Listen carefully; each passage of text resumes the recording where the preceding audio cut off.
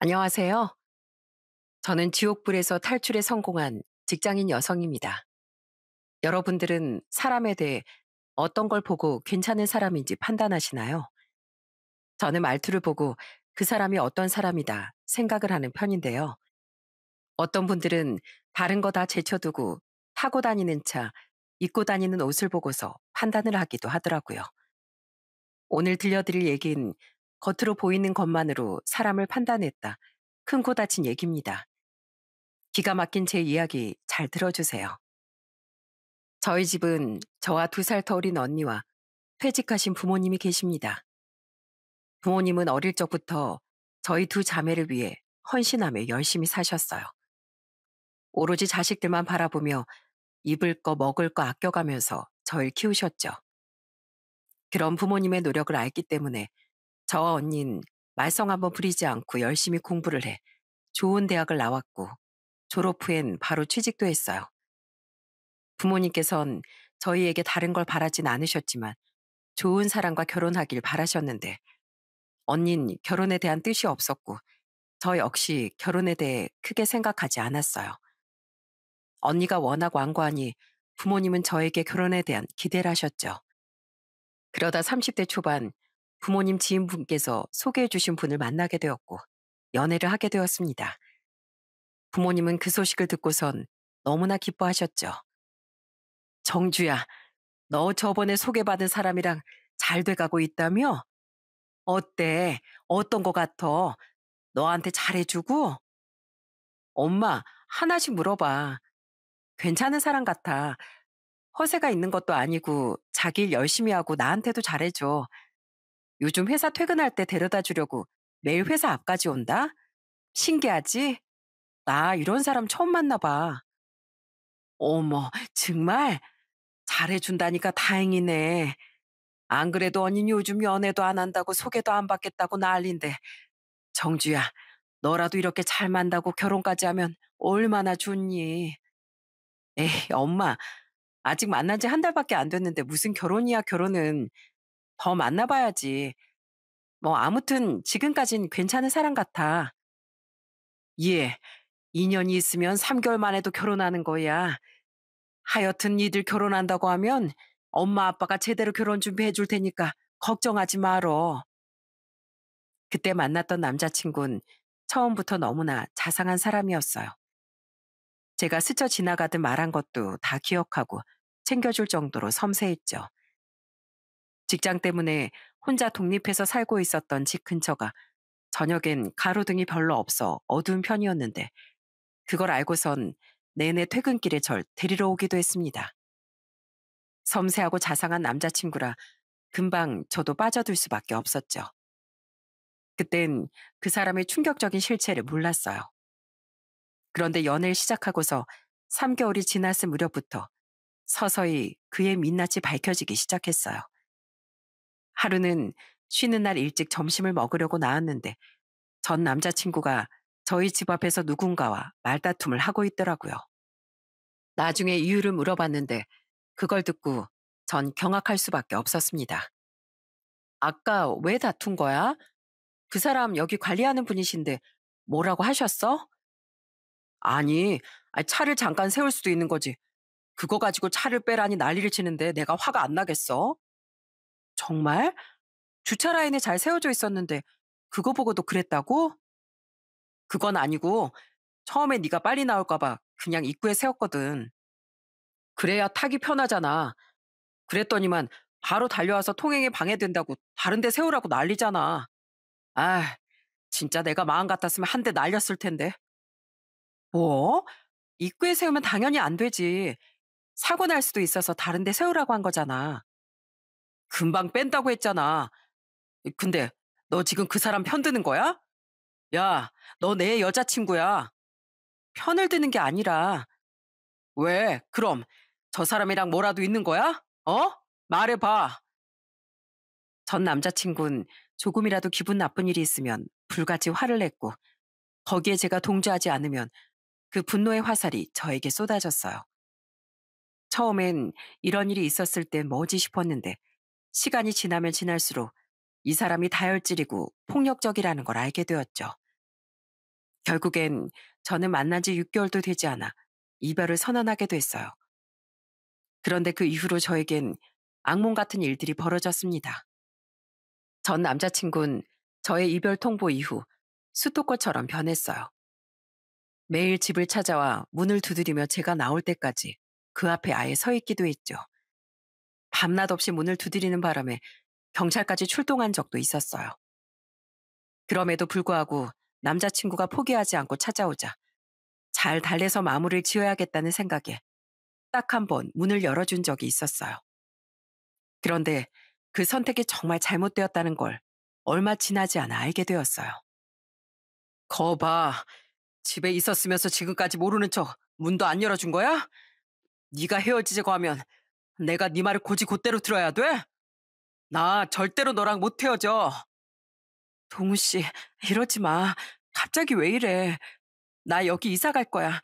그러니까 앞으로 찾아오지 마. 동우 씨가 우리 헤어지는 거 받아들이지 못하는 것 같아서 그거 얘기하려고 문 열어준 것뿐이야. 도대체 왜 우리가 헤어져야 하는데? 그때 내가 화내서 그런 거야? 그건 네 잘못도 있잖아. 내가 화나면 당연히 내 편을 들어줘야지. 어떻게 남의 편을 들어줄 수가 있어?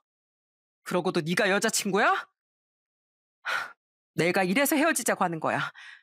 동우 씨, 나 당신한테 정말 지쳐. 그러니까 헤어져. 나 두 번 다시 동우 씨 만날 생각 없어. 그래? 그럼 내가 네 엄마한테 연락해서 너랑 어디서부터 어디까지 했다고 다 말해볼까? 아니면 다음에 만나는 남자한테 너랑 어디까지 했다고 다 물어봐? 네가 회사 남자들한테 꼬리치고 다닌다고 너네 회사에서 난리 한번 피워줘? 다시 마주친 전 남자친구는 저를 공포로 밀어넣었어요. 회사고 집이고 자신가 했던 모든 것들을 폭로하겠다며 절 압박하기 시작했죠. 그땐 그 상황이 너무나도 두렵고 무서웠어요. 대학을 졸업하고 30대 초반까지 다녔던 애정 있는 회사에 제 사생활이 다 알려진다는 것도 힘들 뿐 아니라 부모님께 제가 이런 상황을 겪고 있다는 걸 밝히는 것조차 불효라는 생각이 들었어요. 더 이상은 안 되겠다는 생각에 SOS를 쳤던 사람은 다름 아닌 언니였어요. 언니에게 모든 사실을 털어놨는데 언니는 예상치 못한 선택을 하더군요. 정주야, 잘 들어. 걔는 자기보다 강한 사람한텐 그렇게 못해. 네가 그렇게 기죽을 필요 없어. 폭로한다고? 하라 그래. 하나도 안 무서우니까. 언니가 너 지켜줄게. 알았지?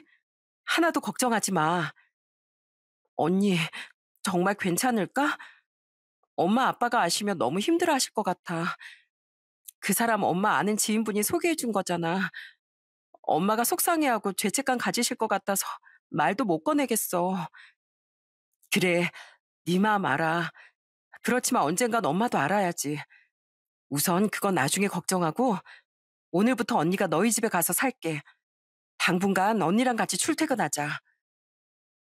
언닌 그날부로 저희 집으로 들어와 살기 시작했어요.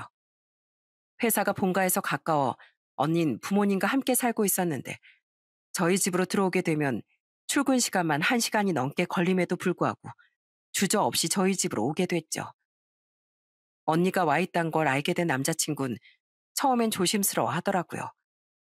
한동안 집 앞으로 꽃바구니와 편지만 보내왔죠. 편지는 자기 변명으로 가득 찼고 그 와중에도 저에 대한 서운함을 털어놓았더라고요. 정말 기가 막혔습니다. 그렇게 조심스러웠던 전 남자친구는 얼마 지나지 않아 이내 더러운 성격을 드러내더라고요. 그날도 역시나 밤늦게 술에 잔뜩 취한 채로 남자친구는 저희 집 문을 두드렸어요. 초인종을 아무리 눌러봐도 대답이 없자 남자친구는 밖에서 고래고래 소리를 지르면서 절 찾았죠. 지금도 그 소름 끼치는 목소리가 생각날 정도로 잊을 수가 없어요. 정주야, 나야. 잠깐 나와주면 안 돼? 나 지금 1시간째 이렇게 기다리고 있는데 나 한 번만 얼굴 좀 보여주라. 나 네가 너무 보고 싶어서 왔어. 좀 나와주면 안 될까? 여기서 기다릴게. 한 번만 나와줘, 정주야. 이웃 주민의 신고 때문인지 경찰이 출동을 했고 그 사람은 경찰과 동행해 나가게 됐어요. 그날 후로 며칠 동안은 집 앞에도 찾아오지 않았고 꽃도 메시지도 한 번 보내지 않더라고요. 그렇게 저희의 연은 끊어진 거구나 생각했습니다. 그런데 그게 끝이 아니었어요. 언니와 맥주 한 잔을 먹고 집에 들어가는 길에 골목 끝에 누군가가 쭈그려 앉아 있더라고요. 가로등불이 어두워 그 사람을 알아보기까진 오래 걸렸죠.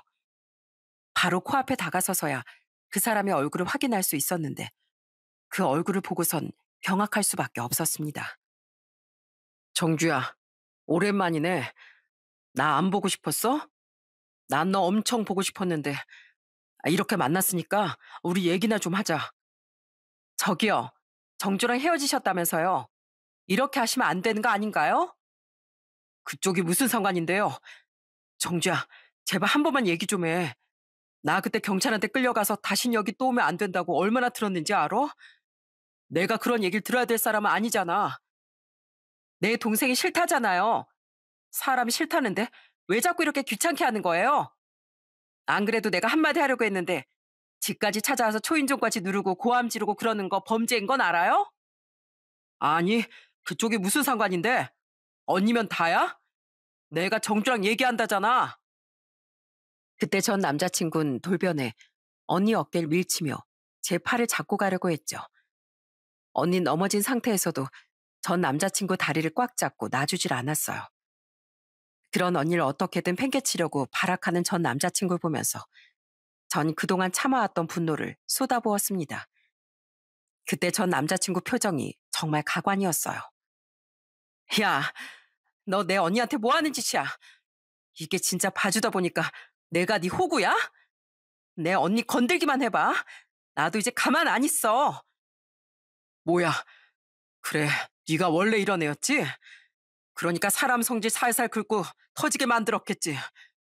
야, 넌 뭐 얼마나 대단해서 사람을 이렇게 개무시하냐? 됐고, 사람이 얘기하자고 했으면 말을 들어야지. 안 되겠네.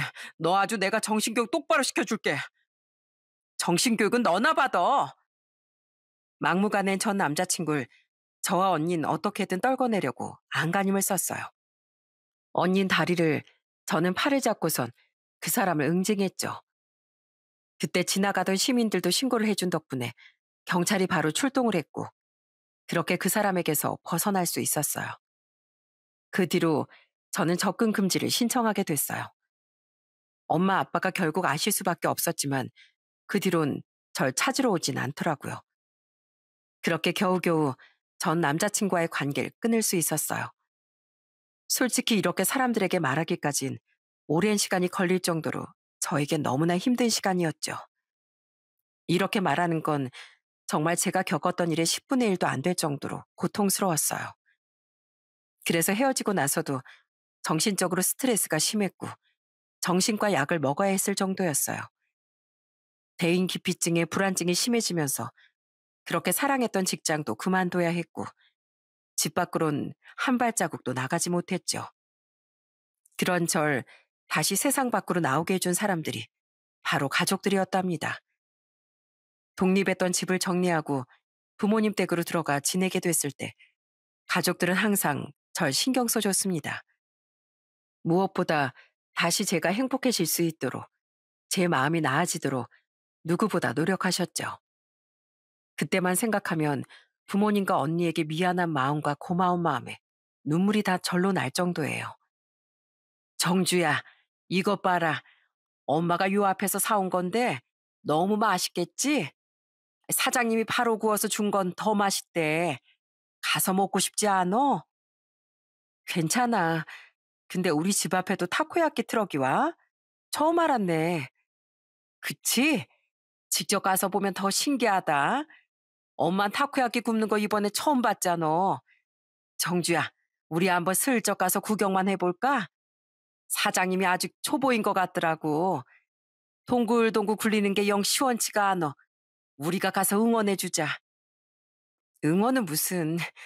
알았어, 그럼 살짝만 가봐. 그래서 타코야끼가 얼만데? 제가 집 밖으로 나오기 전까지 엄마, 아빠, 언닌 집에 오면 항상 제게 오늘은 무슨 일이 있었고 어떤 게 맛있었고 재밌었는지 하나하나 다 얘기해 주기도 했어요. 그런 가족들의 하루 일과 들으며 저도 모르게 마음이 조금씩 조금씩 열리기 시작했죠. 문 밖으로 나오지 않는 딸, 동생이 안타깝고 안쓰러웠겠지만 그런 마음을 단 한 번도 티내지 않고 늘 집안 분위기를 밝게 만들려고 노력하셨어요. 제가 가족들의 마음을 알게 된 일이 있었는데요. 그때 잠을 자다가 화장실을 가려고 새벽에 깨어났던 날이었어요.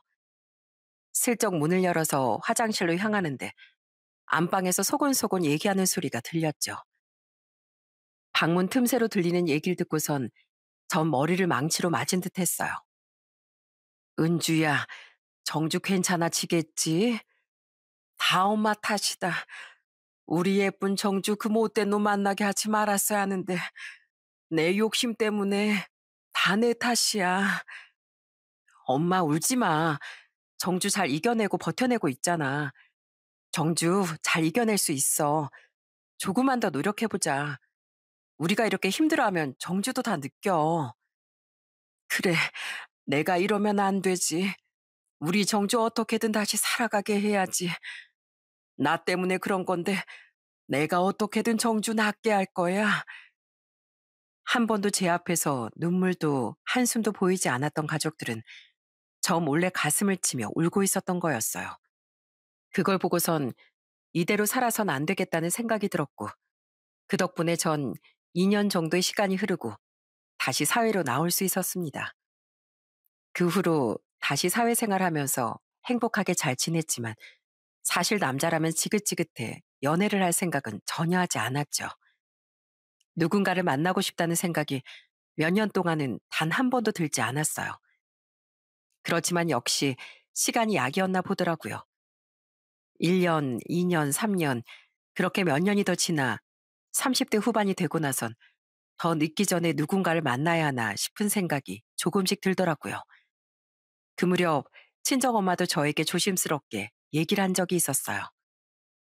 정주야, 엄마가 오래 산 건 아니지만 살아보니까 사람은 이 사람 저 사람 다 다르더라. 상처를 주는 사람도 있겠지만 세상에 다 그런 사람만 있는 건 아니야. 알지? 알지, 엄마. 엄마, 나 이제 괜찮아. 사람들 만나는 것도 무섭지 않고. 그래, 우리 딸 잘하고 있어. 그래도 너무 늦기 전에 좋은 배필도 한번 찾아봐라. 너랑 잘 맞는 사람이 있을 수도 있잖니. 나중에 기회가 온다면 혹시라도 과거 기억 때문에 주저하지 말라고 엄마가 말하고 싶었어. 우리 정준 사랑받아 마땅한 사람이잖아. 엄마의 말에 그동안의 고민과 걱정들이 모두 담겨 있다고 생각이 들었어요. 그래서 전 그동안 거절했던 지인의 소개를 받기로 했죠. 그때 운명처럼 만나게 된 사람이 바로 예비 신랑이었습니다. 처음 남자친구는 직장 동료의 지인으로 만나게 됐어요. 첫인상은 밝고 활발해 보였죠. 대화를 나눠보니 서로 맞는 부분들도 많았고 무엇보다 대화가 즐겁고 재밌었어요. 남자친구는 사람을 기분 좋게 하는 능력이 있더라고요. 한마디를 해도 웃음이 나올 정도로 즐거웠죠. 만나고 집에 오는 날엔 1시간도 안 돼서 그 사람이 보고 싶기도 했어요. 그렇게 남자친구와 전 사랑에 빠졌고 연애를 시작하게 됐어요. 오랜만에 사랑에 빠지고 나니 정말 이 사람밖에 눈에 보이지 않았어요. 하루하루가 행복하고 즐거웠죠. 그런 모습들이 가족들 눈에도 보였는지 어느 날은 저에게 조심스럽게 묻더라고요. 연애 소식을 들려드리니 가족들은 다 놀라서 까무러칠 정도였죠.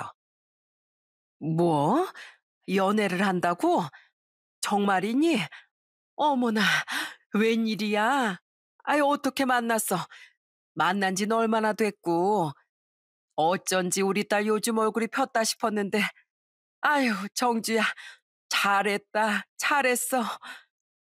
엄마, 너무 행복해하는 거 아니야? 어째 나보다 엄마가 더 좋아하는 것 같네. 암튼 만난 진 3달 조금 넘었어. 같이 있으면 너무 재밌고 행복해. 아무것도 안 하고 서로 대화만 나눠도 시간 가는 줄 모르겠어. 너랑 잘 맞는 사람인가 보네. 그래, 정주야. 걱정하지 말고 잘 만나봐. 안 맞는다 싶으면 주저하지 말고 단호하게. 알지? 엄마랑 아빤 그리고 언니는 늘 정주 편이야. 제 연애 소식에 가족들은 행복하고 기뻐했지만 한편으론 걱정도 좀 많았던 것 같았어요. 늘 잘 만나고 있는지 싸우진 않는지 확인하곤 했죠. 그런 가족들의 우려와는 다르게 저희는 한 번도 싸우지 않고 1년 정도 연애를 하게 됐어요. 연애를 하는 동안 이 사람이 내 운명의 사람이다라고 생각했죠. 늦은 나이에 만나서 그런지 저희는 1년의 연애 끝에 결혼을 바로 결심하게 됐습니다. 행복한 프로포즈를 받고 난 후 저희는 양가 부모님께 인사를 드리게 되었어요. 남자친구의 부모님은 남자친구가 19살 때 이혼을 하셔서 따로 살고 계시는 상황이었고, 그래서 처음엔 예비 시모께 먼저 인사를 가게 됐죠. 처음 만났던 예비 시모는 쾌활하시고 시원시원하셨어요. 그렇지만 예비 시모의 실체를 알기까진 오래 걸리지 않았습니다. 엄마, 여기 내 여자친구. 내가 결혼하고 싶다고 했던 사람이야. 안녕하세요, 어머님. 백정주라고 합니다. 어머, 이렇게 예쁜 사람이 내 며느리라고? 너무 환영해요. 난 우리 수복이 엄마. 말 편하게 해도 되지? 솔직히 수복이랑 나이 차가 많이 안 난다고 해서 크게 기대를 안 했는데 난 처음 보고 20대인 줄 알았다니까. 좋게 봐주셔서 감사합니다. 어머님 좋아하신다고 해서 과일 좀 사왔어요. 뭘 이런 것까지. 센스도 좋네. 아유, 옷차림도 어쩜 이렇게 고급스러운지. 우리 아들이 딱 맞는 여자를 만나고 있었네. 그나저나 어쩌지? 내가 아까야 퇴근해서 저녁을 준비 못했는데 그냥 우리 유 앞에 가서 저녁 먹자. 괜찮지? 예비 시모는 보험 설계사 일을 하셨고 하루 종일 바쁘게 지내셨어요. 그래서 첫인살 갔을 때도 부랴부랴 근처 식당에서 밥을 먹었죠. 처음부터 절 마음에 들어 하셨다 생각했었는데 시간이 지나고 나서 생각해보면 아마 그때 제가 입고 나간 옷이며 가방 때문에 절 마음에 들어 하셨던 것 같아요. 예비 시모를 만나고 난 후에 예비 시부를 만나게 되었는데 솔직히 처음에 예비 시모가 성격이 너무 시원시원하셔서 전 예비 시부의 성격 문제로 헤어지신 줄 알았어요. 그런데 막상 만나보니 예비 시부는 무척이나 점잖고 교양 있으신 분이셨죠. 며느리가 인사 온다고 하니 예비 시부는 고급 식당을 예약해 데리고 가서 밥을 사주셨어요. 그때 예비 시부가 저에게 슬쩍 해주신 말을 지금 생각해보면 소름이 돋을 정도랍니다. 아이고, 나한테까지 이렇게 인사 온다고 해서 내가 얼마나 고마운지 몰라요. 우리 수복이 그래도 19살 때까지 내가 같이 살았으니 부모님께도 잘 말씀드려줬으면 좋겠네요. 아닙니다. 당연히 아버님도 찾아뵈야죠. 이렇게 신경 써주셔서 감사합니다. 아니에요. 그나저나 수복이 엄마 만나봤어요? 그 사람 보통이 아니니까 조심하는 게 좋을 겁니다. 성격이 워낙 괴팍해서. 네? 그게 무슨 수복이가 없어서 하는 말인데 결혼한다니까 말해주는 거예요. 수복이 엄마가 뭐라고 하면 절대 참지 말고 살아요. 참으면 그 사람은 자기가 이긴 줄 알고 더 밟으려고 발악할 여자니까. 알았죠? 그땐 예비 시부의 말이 무슨 뜻인지 이해를 못했어요. 그저 이혼을 했으니 서로 감정이 좋지 않아 흉을 보는 줄로만 알았죠. 그런데 결혼 날짜 잡은 뒤부터 정말 기가 막힌 상황들이 벌어지기 시작했어요. 하루는 예비 시모의 초대로 집에 밥을 먹으러 간 적이 있었어요. 그동안 저희 집에 대해 아무런 말을 묻지 않았었는데 그날 예비 신랑이 자리를 비우자마자 저에게 이것저것 물어보셨죠. 그런데 그때 예비 시모가 한 말에 전 기분이 상할 수밖에 없었어요. 그래서 인사는 다 드린 거니? 아버진 뭐 하셔? 어머닌 뭐 하시고? 아, 두 분 다 지금은 은퇴하셨어요. 뭐? 아유, 진짜 뭐야. 그럼 둘 다 백수란 말이야? 아니, 그 젊은 나이에 은퇴하셔가지고 일도 안 하신다고? 그럼 앞으로 뭐 먹고 살려고? 아니에요. 저희 부모님 젊었을 때 저희 키우시면서 고생 많이 하셨고 정말 열심히 일하셨어요. 지금은 은퇴하시고 두 분이서 산도 오르시고 좋은 데 구경도 다니시면서 잘 지내고 계세요. 아니, 백수면 돈도 없을 텐데 뭘 그렇게 돌아다닌다는 거야? 설마 딸 믿고 그러시는 건 아니지? 어머님, 그렇게 말씀하시지 마세요. 저를 욕해도 저희 부모님 무시하는 발언은 제가 좀 듣기 불편하네요. 아이고, 알았어, 알았어. 아이, 그냥 궁금해서 그러지. 내가 걱정돼서 하는 소리야. 기분 풀어. 수복이한테 내가 이 말 저 말 했다고 하지 말고. 처음엔 불편하단 티를 내니 바로 사과를 하셔서 그저 말실수를 하신 건가 보다 생각을 했어요. 그런데 예비 시모의 만행은 여기서 그치지 않았죠. 어느 날 회사에서 일하고 있는데 시모가 근처에 왔다가 잠시 들렸다면서 잠깐 볼 수 있냐고 연락이 온 적도 있었어요. 전해줄 것이 있다며 잠깐이면 된다는 말에 저는 예비 시모를 만나러 갔죠. 그런데 그 자리에서 한 시모의 행동은 정말 기가 막혔어요. 야, 정주야, 여기야, 여기. 이리 와라, 여기 앉아. 어머, 우리 정주 내가 왔다고 하니까 바로 내려왔구나. 마침 여기 지나가는 길에 시간이 좀 남아서 말이야. 잠깐 들렸다. 줄 것도 있고. 시간 괜찮지? 네. 근데 어머님 어쩐 일이세요? 식사는 하셨어요? 아유, 밥은 먹었지. 정주 넌 밥 잘 먹었어? 안 그래도 내가 너 건강 잘 챙기고 있나 해서 이것도 좀 보여주려고. 이게 뭐예요? 내가 자세한 거 못 해봤어. 네 주민등록번호 알면 잘 알려줄 수 있는데 그건 다음에 하고 일단 보험 설계 좀 해봤거든. 이거 한번 봐봐. 이거 암보장도 되고 심혈관 질환에 뇌혈관 질환 이런 것도 다 포함된 거라 엄청 좋은 거다. 너 이거 하나 가입해라. 시모가 보여준 건 바로 보험 설계를 한 서류였어요. 애초에 말도 없이 제 보험을 설계한 것도 어처구니가 없었지만 금액이 무려 19만 원이었죠. 이것저것 특약을 넣어서 금액을 잔뜩 부풀려 놓고 가입을 하라고 하니 이걸 어떻게 해야 하나 난감하기도 했어요. 저도 사회생활을 오래 했고 제 나이 정도면 보험에 대해서 모를 수가 없는데 19만 원을 설계해서 오고 거기다가 자세히 보니 필요 없는 특약들이 잔뜩 들어가 있더라고요. 내용을 보고선 이건 아니다 싶어 저는 거절을 했어요. 그런데 시모의 반응이 절 경악하게 만들었죠. 어머님, 저 이거 좀 생각해 볼게요. 금액이 너무 부담스러워서요. 예, 그래도 하나만 들어줘. 나 이번에 실적 올려야 되는데 가족끼리 이런 거 해줄 수 있는 거 아니냐. 네 거 들기 힘들면 그럼 사부인이나 사돈어른 보험은 어떠니? 내가 정리해서 소개해 줄 수 있는데.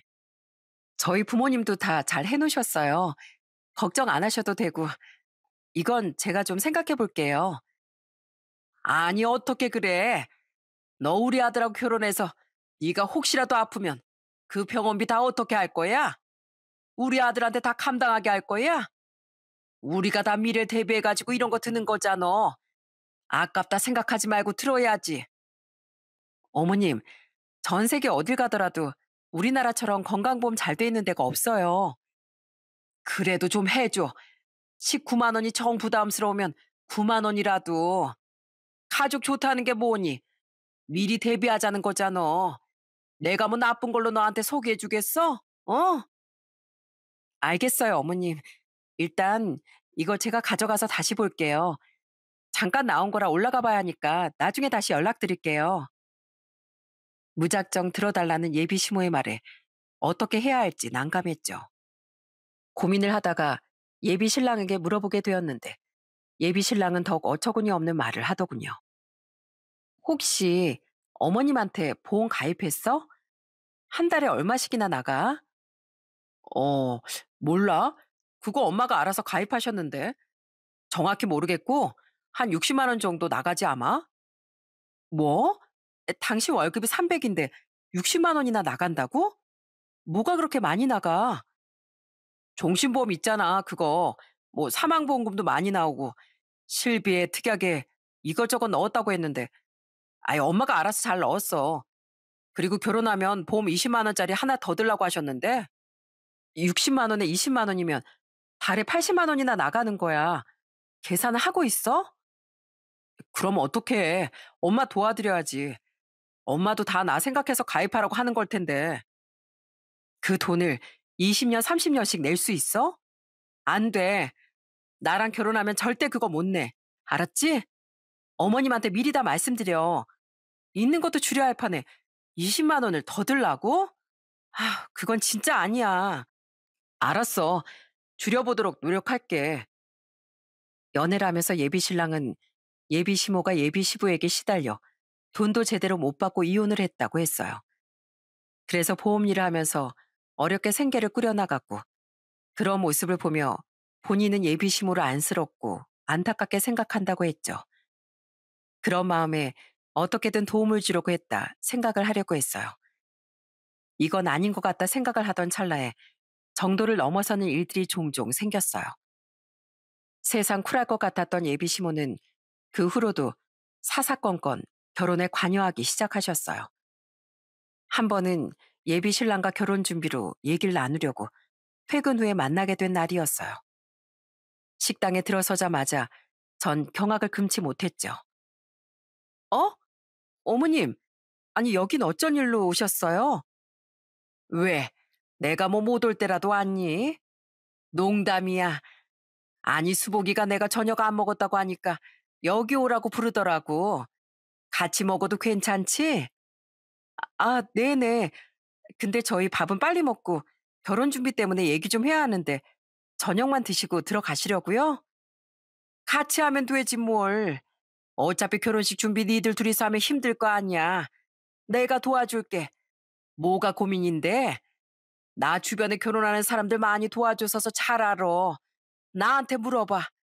우리 수복인 그런 거 잘 몰라. 아니에요. 그냥 저희가 다음에 만나서 정할게요. 그런데 그날 이후로도 결혼 준비를 하는 동안 내내 예비 시모가 우연인 척 저희와 합석하는 일도 있었어요. 어느 날은 작정하고 카페에서 결혼 준비 얘기를 하고 있었는데 예비 시모가 갑자기 나타나셨죠. 당황해하고 있는데 앉자마자 말을 하시는데 예비 시모의 입에서 나온 말을 듣고선 전 할 말을 잃었어요. 그, 있잖아. 신혼여행은 너희 그냥 유럽 말고 동남아 가는 게 낫지 않니? 우리 수복이가 비행기를 오래 못 타서 5시간 이내로 가는 곳으로 결정하는 게 좋지 않겠어? 네? 아, 그건 수복 씨도 동의한 얘기라서요. 이미 여행사에 알아보고 결제만 하면 끝이라 변경은 좀 어려울 것 같은데요. 그래? 아이, 그래도 위약금 내서라도 변경하는 게 좋을 것 같구만. 신혼여행 가서 피곤하면 안 좋잖아. 아참, 그리고 한복은 내가 아는 곳이 있거든. 거기서 해라. 네가 알아온 곳은 좀 별로더라. 디자인도 별로 예쁘지도 않고. 한복은 뭐니 뭐니 해도 클래식한 게 최고야.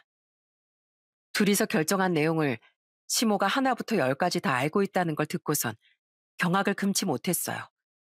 전 너무나 화가 나서 예비 신랑에게 이 일을 따져 물었죠. 예비 신랑은 뭐가 잘못된 건지 전혀 알지도 못하더라고요. 미안해. 난 엄마가 그냥 궁금해서 물어본다고 하길래 말해준 것뿐이야. 저기에 나타나서 그렇게 말할 줄은 몰랐지. 엄만 그냥 우리 결혼 준비 둘이서 하는 게 안쓰러워서 도움을 주려고 그랬던 걸 거야. 미안해. 아무리 그래도 결혼 준비하는데 어머님 의견만 따라갈 수는 없잖아. 내가 어떻게 어머님이 말하는데 아니라고 반박만 할 수 있겠어. 당신이 중간에서 알아서 정리를 해야지. 알았어. 난 그래도 당신이 우리 엄마가 이런저런 조언해 주는 걸 좋아하는 줄 알았어. 내가 엄마한테 잘 얘기할게. 그러니까 화 풀어. 사실 예비 시모도 문제였지만 또 다른 문제가 있었어요. 바로 예비 신우였죠. 예비 신우는 평소에도 얼굴을 보기 힘들었는데 결혼 소식에도 별다른 반응이 없었다고 해서 관심이 없는 줄 알았습니다. 그러다 예비 신우 생일날 가족들이 다 모인다고 해서 식사 자리에 초대를 받게 되었어요. 그날 처음 예비 신우를 만나게 됐는데 정말 기가 막힌 일들이 벌어졌죠. 어머, 새언니, 오빠한테 들어보니까 직업도 좋던데 이제 연차 좀 있지 않아요? 연봉은 그럼 얼마나 돼요? 새언니 정도면 어마어마할 것 같은데. 뭐 어마어마할 정도는 아니고 그냥 먹고 살 정도예요. 그래요? 그래도 오래 다녔으니까 꽤 많겠네요. 그럼 저 선물 하나 해 주실 수 있죠? 저 진짜 갖고 싶은 게 있는데 이왕이면 새언니한테 받고 싶어서요. 아, 그래요? 어떤 건데요? 가방인데 새언니 연봉이면 부담 안 될 거예요. 전화번호 좀 줘 봐요. 제가 캡처해 가지고 보내 줄게요. 처음 만남에서도 서스럼 없이 말을 하는 걸 듣고선 독특하다 생각을 했는데 헤어지고 난 뒤 저에게 보내온 메시지를 보곤 전 기가 차서 말을 할 수조차 없었어요. 예비 신호가 생일 기념으로 받고 싶다던 건 바로 가방이었죠. 가방도 무려 470만 원이나 하는 명품 가방이었어요. 제가 아무 답장도 하지 않으니 얼마 지나지 않아 예비 신우는 저에게 직접 전화를 걸어왔더라고요. 통화를 하면서 하는 소린 절 더욱 기가 막히게 만들었어요. 언니, 메시지 봤죠? 봤으면 답장을 해야죠. 제가 이렇게 꼭 전화를 해야 되겠어요? 나한테 잘 보여야 될 텐데. 잘 보여요? 제가 그동안 어린 양 부린 것 같아서 참았는데 자꾸 이런 식으로 나올 거예요? 저한테 뭐 가방 맡겨놨어요? 아무튼 전 이 가방 못 사주니까 돈 벌어서 사든 빚을 내서 사든 더 이상 저한테 말 안 했으면 좋겠네요. 무섭게 왜 그래요? 이거 하나면 평생 새언니 편 만드는 건데. 시댁에 가서 제일 힘든 게 자기 편이 없다는 거잖아요. 근데 제가 고작 470만 원으로 새언니 편 돼주겠다고 하는 건데 그것도 아까워요? 솔직히 우리 집에서 제가 2인자예요. 거기다 엄만 제 말은 정말 잘 들으시거든요. 우리 엄마 성격 알죠? 장난 아닐 텐데. 그거 다 제가 컨트롤할 수 있다고요. 오빤 우리 집에서 서열 꼴등이에요, 꼴등. 언니 이 상태에서 시집 오면 고생 꽤나 할걸요? 예비 신우는 당당하게 가방을 요구했고 전 그걸 들어줄 생각도 없었습니다.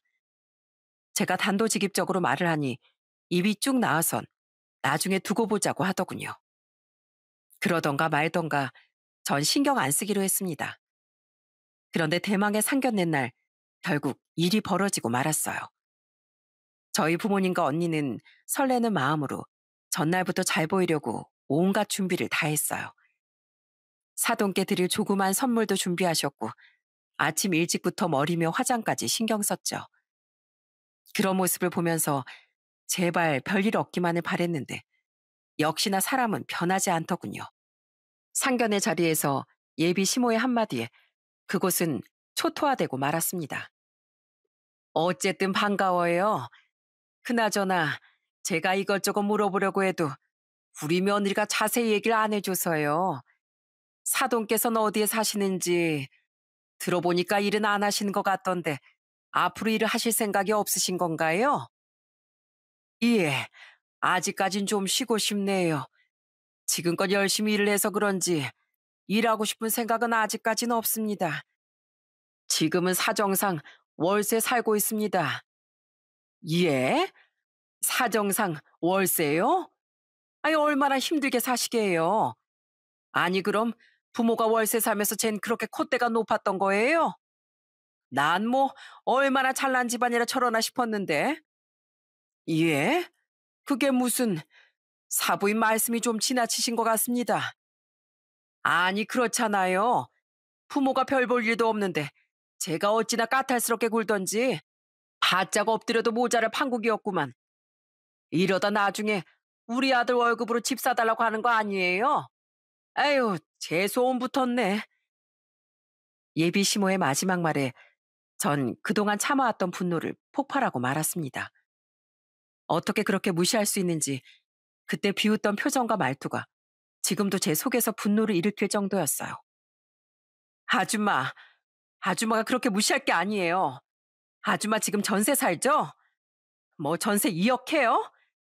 제가 진짜 참으려고 했는데 경우가 없어도 너무 경우가 없어서 참을 수가 없네요. 왜 이렇게 사람이 경우가 없으세요? 그 나이 먹도록 도대체 뭘 배우신 거냐고요? 뭐? 너 지금 나보고 아줌마라고 했니? 이게 상견례 자리에서 파토 나고 싶은 거야, 뭐야? 그래, 월세 그거 좀 비웃었다 뭐 어쩔래? 그게 그럼 자랑이니? 그 나이 먹고 월세 사는 게 자랑이야? 저기요. 저희 집 있잖아요. 지금 재건축 중이고요. 아파트 짓고 있어요. 저희 부모님 거기 조합원 자격이시고요. 그리고 잠깐 임시거처로 거기 월세 살고 있는데 그것도 모르시면서 비웃으신 거예요? 하물며 사돈이 월세 산다고 하더라도 이해해주고 좋게 받아주는 게 어른 아닌가요? 정말 인성이 왜 이렇게 못됐어요? 이게 정말 말이면 다야? 조합원이고 자시고 아파트 그거 해봤자 뭐 얼마나 하겠어. 그러면서 교양 있는 척 온갖 치장은 다 해오셨네. 저기요. 저도 이런 집안에 우리 귀한 아들 못 보냅니다. 아니, 안 보냅니다. 어따 대고 우리 집에 비벼. 참, 아까부터 계속 우리 부모님한테 교양 이러시는데 들어보니까 고등학교 졸업만 하셨다면서요? 저희 엄마 대학 물까지 먹은 사람이에요. 그쪽이 그렇게 무시하고 그런 사람 아니라고요. 제 말에 시모는 얼굴이 울그락불그락해지며 분노를 폭발하더라고요. 그 모습을 보며 예비 신랑은 안절부절 어쩔 줄 몰라 할 뿐이었죠. 그때 마지막 일격을 날린 건 언니였습니다. 언닌 핸드폰 화면을 켜고 예비 시모에게 보여줬죠. 그 화면을 보고선 그렇게 화를 내던 예비 시모가 한순간에 입을 다물고 경악을 금치 못했어요. 이게 뭐야? 설마 모욕이 들어간다는 거 아니지? 참나, 이제 아주 거짓말까지 하고 있네. 나도 그런 거짓말 할 수 있어. 서울 노른자 땅에 20억 가까이 난 아파트에 들어간다고? 뻥치고 있네. 아, 이젠 별걸 가지고 다 사기치고 있어. 아줌마, 보여줘도 못 믿어요? 기가 막혀서 정말. 이거 우리 부모님 들어가실 집이고요. 믿든지 말든지 알아서 하세요. 다시 말하지만 저희 부모님 그쪽이 무시할 사람 아닙니다. 전세 2억 사시면서 언제 이런 집에서 살아보시겠어요? 성격이 그 모양이니 안 봐도 비디오네. 뭐요? 그럼 진짜란 말이야? 저희도 다 사람 봐가면서 대화하거든요. 주제도 모르고 날뛰는 사람은 똑같이 대해줘야죠. 됐고요. 더 이상 들을 필요도 없네요. 혹시라도 파혼하고 나서 저희 가족 뒷담 깔까봐 제가 이거 보여드리는 거예요. 그쪽에서 우리 가족 무시할 그런 깜냥도 안 되니까 평생 그렇게 후회하고 사세요. 아시겠어요? 제 동생은 제가 봐도 직업 좋지, 연봉 좋지, 성격 좋지. 어디 하나 꿀린 거 없는 사람이에요. 그쪽은 로또를 놓친 거나 마찬가지고요. 예비 시모는 재건축하는 아파트 시세를 눈으로 보고서도 몇 번이나 눈을 비비며 시세를 보더니 그제야 땅을 치고 후회하기 시작했습니다. 그때 우리 가족들은 파혼을 외치며 자리를 박차고 나가버렸어요. 남자친구에게 파혼을 통보하니 제 팔을 잡고 놔주질 않더라고요. 그런데 몇 초 후 남자친구는 팔을 감싸지고 바닥을 나뒹굴었어요. 그 이유를 알고선 전 깜짝 놀랄 수밖에 없었어요. 이게 어디서 귀한 우리 딸내미 팔을 잡어? 경우 없는 건 부모 닮아서 그런 거니? 헤어지자고 한 거 못 들었어? 다시 한번 우리 딸 팔 잡기만 해봐. 내가 그땐 가만히 안 둘 테니까. 어머니, 어머님, 한 번만 제 얘기 좀 들어보세요. 이렇게 가시면 어떡해요? 진정하시고 한 번만 얘기 좀 들어주세요. 진정? 너 같으면 이 상황에 진정이 되겠니? 진정시키려면 네 엄마부터 어떻게 했어야지. 내 딸을 지금껏 이따위로 대접을 했었다니. 그런 집안에 우리 귀한 딸 절대로 못 보내. 내 딸 괴롭히지 말고 얼른 꺼져. 남자친구의 팔을 쳐낸 건 바로 엄마였습니다. 분노에 찬 얼굴로 남자친구의 팔을 쳐내고선 제 몸을 감싸 보호하셨죠. 엄만 크게 고함을 지르셨고 지나가던 사람들도 놀라 쳐다볼 정도였지만 그때 전 누구보다 따뜻한 엄마의 마음을 느낄 수 있었어요. 며칠이 지나고 모든 상황을 판단한 남자친구와 그의 엄만 절 찾아와 미안하다며 빌기 시작했습니다.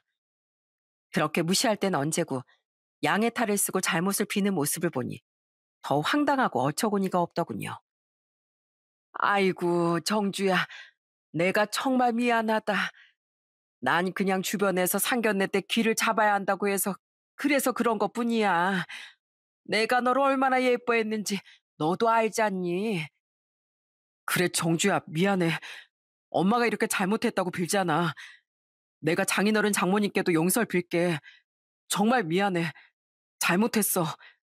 엄마, 얼른 준비한 거 꺼내봐. 정주야, 이거 사돈 게 가져다 드리렴. 내가 그때 너무 경우가 없었다고 죄송하다고. 이거 과일 바구니 비싼 거거든. 이거 가져다 드리고 다시 한번 상견례 하자고 말씀드리면 안 되겠니? 기가 막혀서. 저기요, 난 댁들이랑 가족이 되고 싶지도 않아요. 그렇게 급 찾으셨으니까 본인들 급에 맞는 사람 만나서 사세요.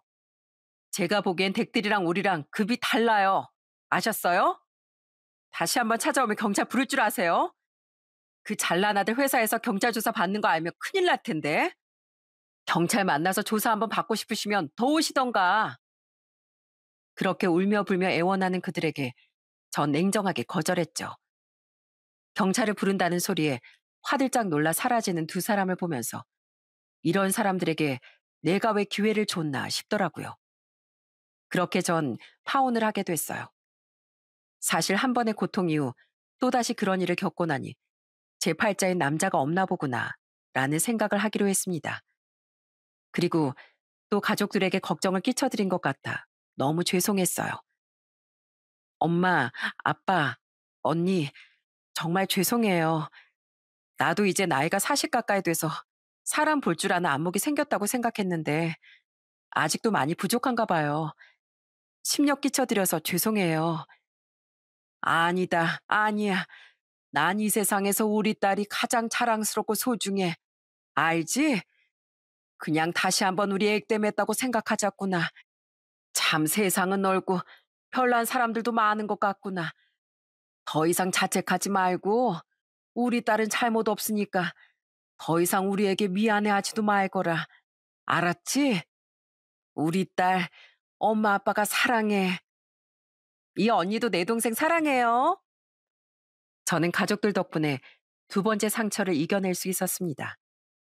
오히려 결혼 전에 차라리 잘된 일이라고 절 위로하는 가족들을 보면서 정말 가족이 최고구나 다시 한번 느꼈답니다. 그로부터 1년 7개월이 더 지나 저희는 신축 아파트에 입주하게 됐어요. 입주하던 날 부모님과 언니, 저 이렇게 다 같이 모여 축배를 들었죠.